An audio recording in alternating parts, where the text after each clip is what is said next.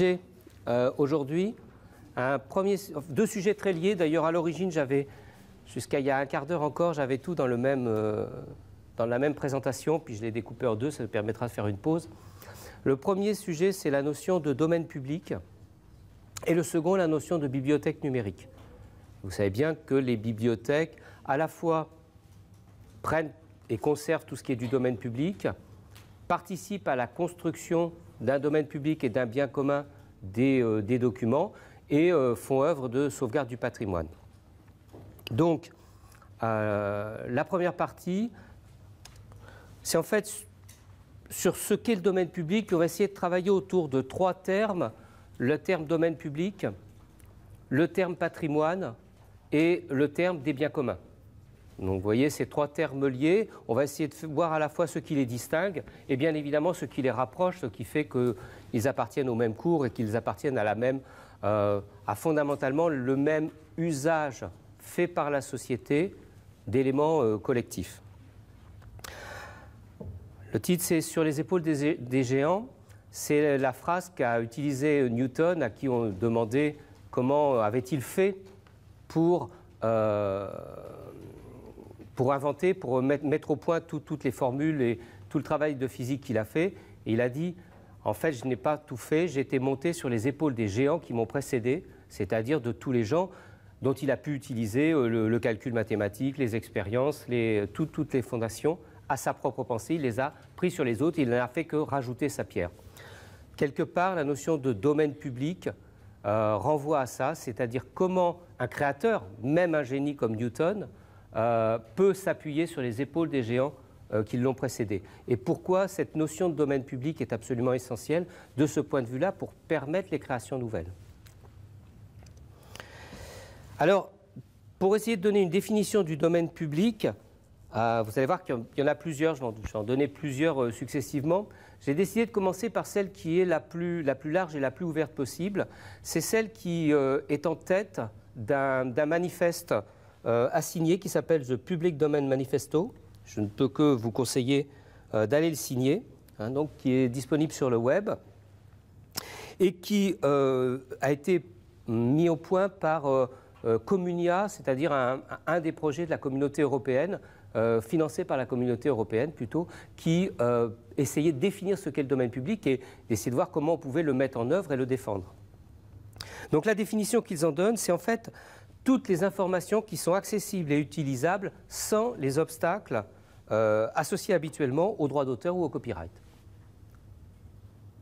Donc c'est une définition qui est très large, qui montre aussi que les œuvres appartiennent d'abord au domaine public et pendant une partie de leur vie, elles sont soumises à des règles de propriété. Mais que la destination des œuvres, une bonne fois pour toutes, c'est d'appartenir au domaine public, et ça n'est qu'un épisode court, qui a été plus court. On va voir tout à l'heure que justement le fait d'allonger en permanence la période de propriété est assez désagréable pour justement être la capacité des gens à monter sur les épaules des géants, d'autant qu'aujourd'hui des géants, il y en a beaucoup qui malheureusement sont dans un système où il y a malheureusement, plutôt heureusement, une augmentation de la production de culture, de la production de connaissances. Alors, on dit que le domaine public, c'est la matière première qui est disponible uniquement pour son simple coût de reproduction. Donc, ça permet à la fois l'accès public. L'accès est un des éléments essentiels du domaine public. C'est vrai du domaine public non culturel ou non de la connaissance, comme par exemple les plages. Vous savez que sur les plages, il y a toujours une bande littorale qui est accessible à tout le monde, qui est au domaine public et sur laquelle on ne peut pas enfermer les gens dans des propriétés privées. L'autre aspect, c'est que le domaine public permet la réutilisation.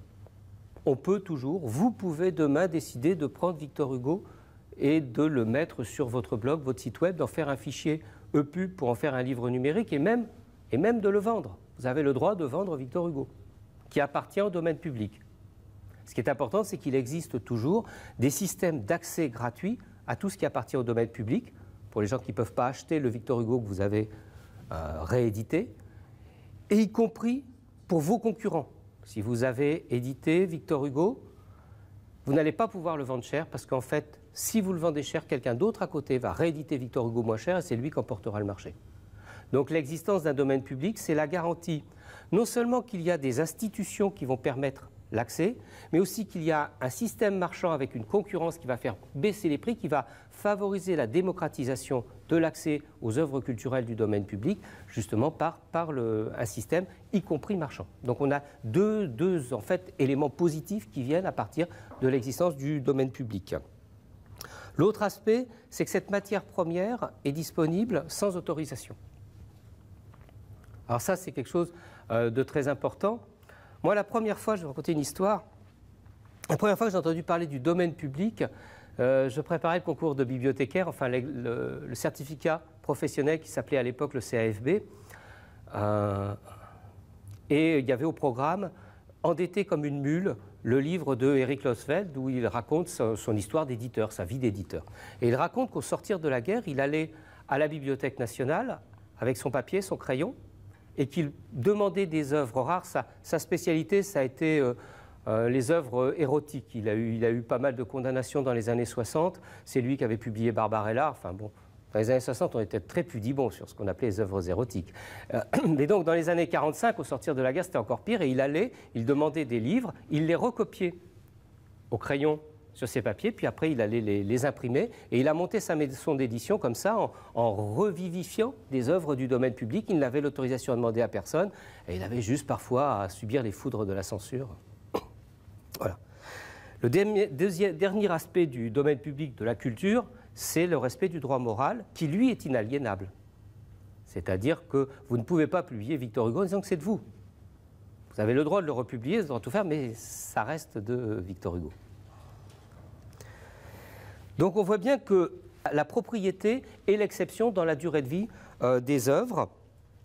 Globalement, cette exception est limitée dans le temps. C'est ce qu'on a toujours essayé de mettre en place, une limitation dans le temps. Ça existe depuis la toute première loi sur le droit d'auteur,